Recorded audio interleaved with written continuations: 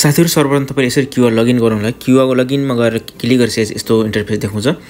अनि तपाईले केही गर्न पर्दैन साथीहरु। यहाँ के गर्नु भने तपाईको यहाँ इकामा आईडी देखाएको छ, पासपोर्ट लेखेको छ, त्यसपछि लगइन देखाएको छ, तल don't have a QR account register भनेर देखाएको छ। यसमा केही गर्न पर्दैन। तपाईले सिधा के गर्न पर्छ भने लगइन इन नफादमा जानु होला। लगइन विथ यसमा यो लास्टकोमा लगइन विथ नफादमा जानु होला। यहाँ क्लिक गर्नुस्। त्यसपछि साथीहरु तपाईले केही गर्न पर्दैन। आफ्नो इकामा आईडी नम्बर हाल्नु होला। यहाँ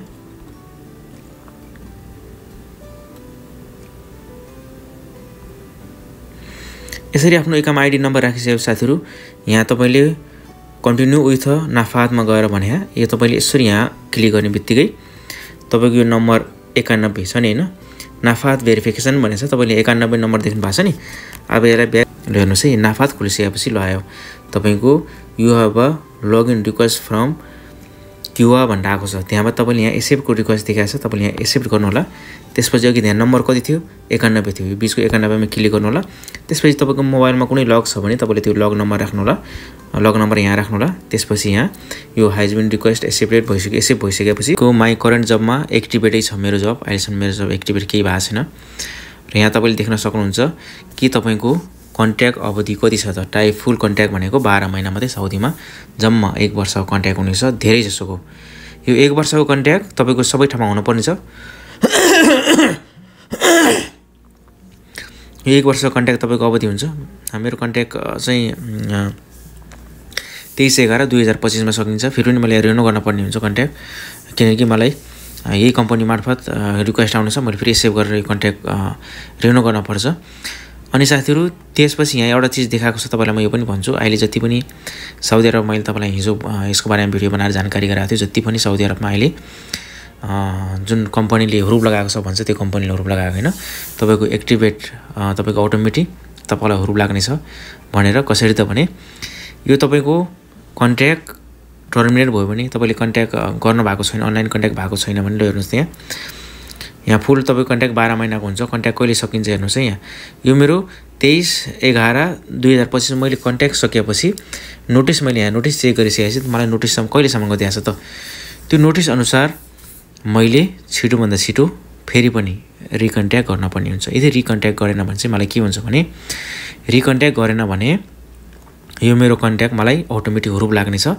तपाईले यदि आफ्नो सर्टिफिकेट निकाल्न चाहनुहुन्छ नि, तपाईले स्यालेरीको सर्टिफिकेट निकाल्न चाहनुहुन्छ, यहाँ पनि गएर तपाईले आफ्नो कन्ट्र्याक्टको सर्टिफिकेट निकालेर राख्न सक्नुहुन्छ। अहिले मैले नेट स्लो भएर देखाएको छैन।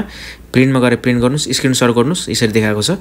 यसरी यो आफ्नो तपाईको कन्ट्र्याक्ट देखाएको छ। यसलाई प्रिन्ट गरेर पनि प्रिन्ट गरेर गर्न सक्नुहुन्छ। डाउनलोड भइसकेपछि यसलाई चाहिँ तपाईले WhatsApp मा गएर सेन्ड गर्न सक्नुहुन्छ। आफ्नो स्क्रिनशट गरेर राख्न सक्नुहुन्छ। यहाँ डाउनलोड यसरी गरिसकेपछि यहाँ डाउनलोड भयो।